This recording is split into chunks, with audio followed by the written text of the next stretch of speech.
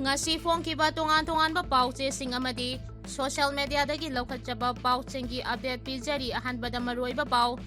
Barmagi border da ngasi Barmada base tauba Kuki Kna-B mari apunba yawaloi singi khutta hatkre khulai kayasu phangkhre hairi Maitaigi maruiba laifamlen singi manungda ama oiriba khurai ahongpung lanbung amagum onkre Mitai singna lai khurumba changlubada masing yamlaba Central Security Force na berit ketka loinana lanban chenduna akanba section tharang laukhatkre hairi Nepali singna Kuki da posai puthok pusin tauba praman chap chaba phanglaba matungda Naga Village Guard Northern Command na Nepali singda pot puba pungtin thinjinkhre justification amatada puba yararoi karigumba puramba taragadi chap chaba sairak pinanaba NBZ NC na direction Twkhre hairi Arambai Tengol gi lusing purel korongan ba khuman gi Facebook page tagi de lokhatjage Kaningba mina bot karasu kayim tawroi maramdi aikhoida punsilaga poram yatpa tungi lambi semba leibak kanbagi wakhal leite loinamak phamjau munabagi wakhal lei miyamsu iraibak ipuruki yenglaga bot pide sel khara yelakpa mana bot karadi ai kainomdi phanglani sida sali migi tara khaklai resto nongmata BJP Congress adu ada haina hunabra makhoi punsilaga se puna tholakani Chapmanana manglan amagidamak thabak tawi haina phongdokhre CM na kanto sabal da laktuna Kuki singna mai thadok lamba yumseng yangsinkhre Paomigi singna hangba Wahang Paokhum Chief Minister Khemchana Piramdre sakhangdaba singna None District khul ani da landaduna yum kaya mai tharamle Senapati da nahanumidang khangawdana irang haurakpadagi amangata kaya thokhankhre Indian Security Force na CRPF ki ground rule violate tawre haina NSCNIM na phongdorakre Army gi maikidagi designated boundary land sinduna operation chathakiba leite haina phongdorakre Kanto sabal gi yum taruk mai thakiba thodok thigat pinaba imagi mairana DGP da taksinkre Security Force na khusukulai kayamurong phagatpa ngamkre Naga Kuki gi irang marakta miyoi kunga mari hatkre nimpuga tare na sokre tongan ba police station singda FIR case maripu manga register tawkre Senapati Bazar da ngalai ba lakpa Kuki ama SDWA na Naga Youth Volunteers singi makhutagi kallaga khulgi sipta sinakre Haujik pau sandongna pijari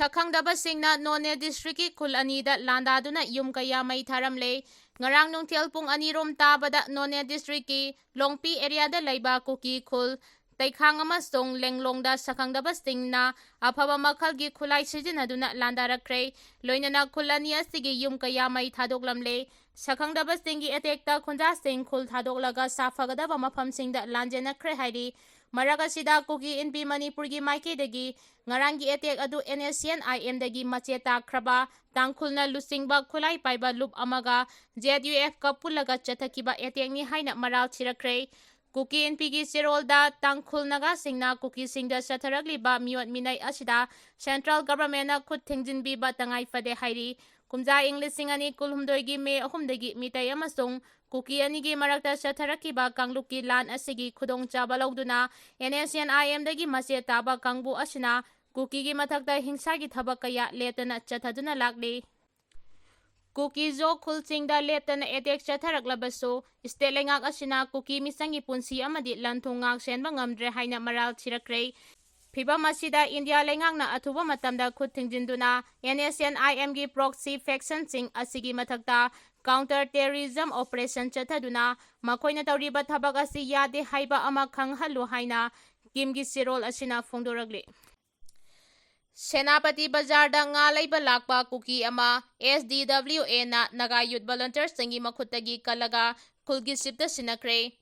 Kuki singna konsak khulgi naga taruk hatkibagi wathok loidringaida tafau Kuki Village dagi Kuki khunja ama Senapati Bazar da ngalaiba lakpada Naga Youth Volunteers singna faraga punaba honarambadagi Senapati District Women Association SDWA na matam chana rescue tawraga asoi angam yaudana tafau Kuki Village gi sipta khusinakre hairi SDWA na rescue tawraba Kuki khunja adugi mamingna ngamsai songloi kawi Mahaka tinaba Naga marup amaga loinana ngarang Senapati Bazarda nga leiba lakpada Naga Youth Volunteers dingi group amana makoibu detain tauke loinana Kuki khunja adu faraga punaba honake thaudo adugi pau Senapati District Women Association gi kangbuna phangbaga khudakta mafam aduda laktuna mioi adubu rescue tawraba matungda Tafau Kuki Village tamna puraktuna asoyangam yaudana khulgi sipki mayumda khushina ki hairi Kanto Sabalgi Yum Taruk Mai Thakiba Thogdok Thigatpinaba Imagi Mairana DGP da Takshinkre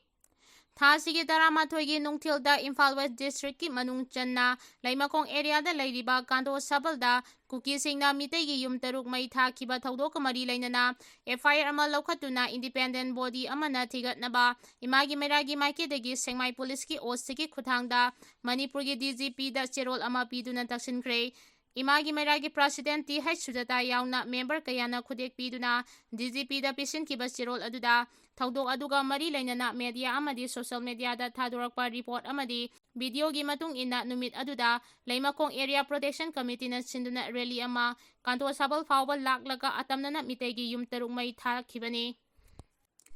Amaromda yumai thabagi thawdok thorakpa aduda mitai amasung naga community gi miyoi singna khula aduda sangsinduna makoigi property amadi punsi kanjanaba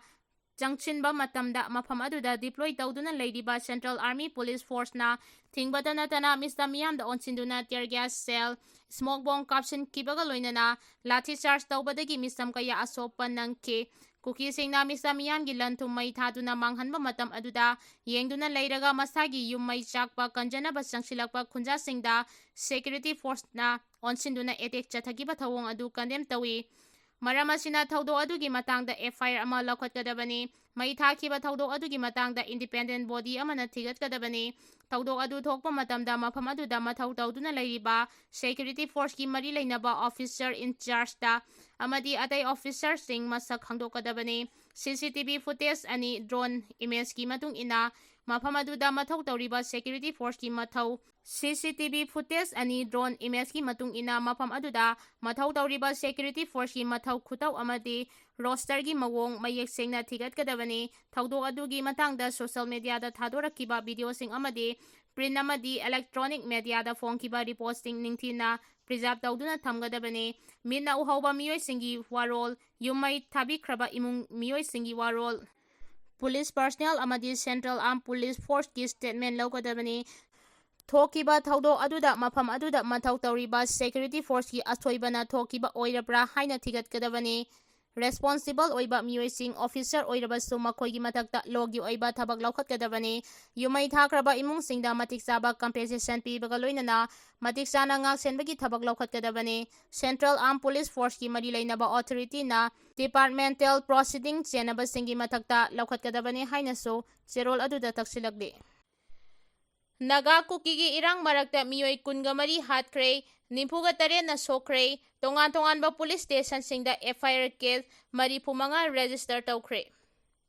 State asida PR lengak matung popular government lakraba matungda Kuki amasung Naga aniki marakta nauna tholakkiba irang asida miyoi kunga mari sikre nimpu tare na asopan nangkre tongan ba police station singda FIR case mari pumanga register tawba yauna mafam chaniga tara mari da red chathakre thawdok sing asiga mari leinana miyoi tara mapan phare hairi report asigi matung ina hairibana haudik leiriba yumnang kem chana lusingba government asi laktringai January tha aduda state asida shanti oina makalamatagi hingsa thokide masigi matung popular government asi lakhibaga ikan kanadana ihan hanba oina Kuki Naga anigi class ase February tha da Ukhrul district ke Sinakaitel area da thokke Iranga se April, May amasung June thada hena paktok chawthoraktuna misiminagi thawdok kaya thokhe adubu July tha sigi oina miyoi ama khaktamak sekhe Kuki Naga gi iranga si singi jaga singda hena paktok chawthorakhe iranga siga mari leinana tongan ba police station singda FIR case mari phumanga register tawbagi manungda case hompuga mapandi district anida oikhe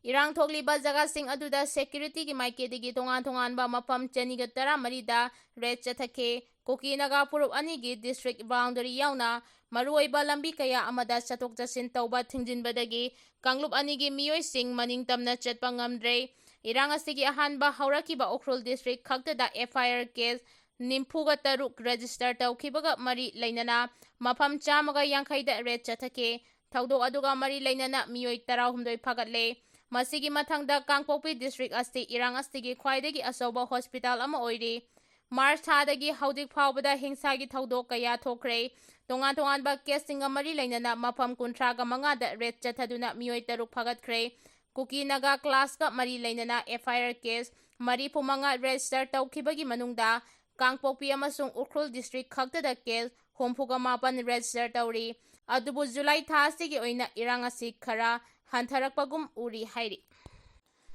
CM na kanto sabal da laktuna Kuki singna mai thadok lamba yumsing yengsinkhre Paomigi singna hangba Wahang Paokhum Chief Minister na piramkhidre Chief Minister Yumnam Khemcha na kanto sabal da Kuki singna mai thadokhraba miteigi yum taruk amadi security gi phibam hakthengna chatuna yengsinkhre Chief Minister gi khongchat atuda kanto sabal amadi akoibada leiriba laikai gi maira paibi amade club singi maikeidagi haudik leiriba 19 suba Punjab Regiment ki gate post ase ex serviceman colony changphamaya hongat hangadabani haiba punna point manga yauna memorandum amasu Chief Minister da pisinkhre ningsingba yabadi chaliba thasigi 13 da kanto sabalda nagami cham taruk tamthina hatkibagi justice fangdriba phawba Kuki gi mayokta chathakiba blockade aduda yaningdaba phongdoktuna Kuki lamhenba singna rally chatpagi namada mitei singi yum taruk mai thadokhibagi thodok thokkibani thodok thokhraba matung ngasi ahanba oina Manipur gi Chief Minister Yumnam Khemchana kanto sabalda laktuna mai chakhraba yum tingi phibam hakthengna yengsinkhibaga loinana haudik oiriba security gi phibam su yengsinkhe khongchat adugi manung chana lamdam adugi miyam amade kendra gi MLA Haikham Dingoga loinana ex serviceman colony phawba chatuna security gi phibam yengsinkhi tungda mafam adugi naga amadi mitai yauna miyangba unabada miyangi maikedagi Chief Minister da hiram manga yawba memorandum thabakda onthok pirangnaba khusinaki memorandum aduda yauriba maroiba hiram singde kanto sabalda haudik leiriba CRPF aste leimangkhong chingmang sangfamda amade inau rok chingmang corporative da laihanbiba haudik yummai chakfamda leiriba CDO team asigi mafamda IRB permanent post ama thambiba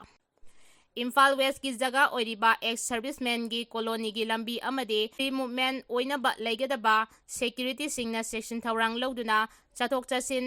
kana amata ayat apan pihandaba Imphal West ki Sengmai PS na konba area da Kuki singna rally natraga irang amuk hanna tauhanbidaba haibana singba memorandum ase Chief Minister Khemchanda pisinki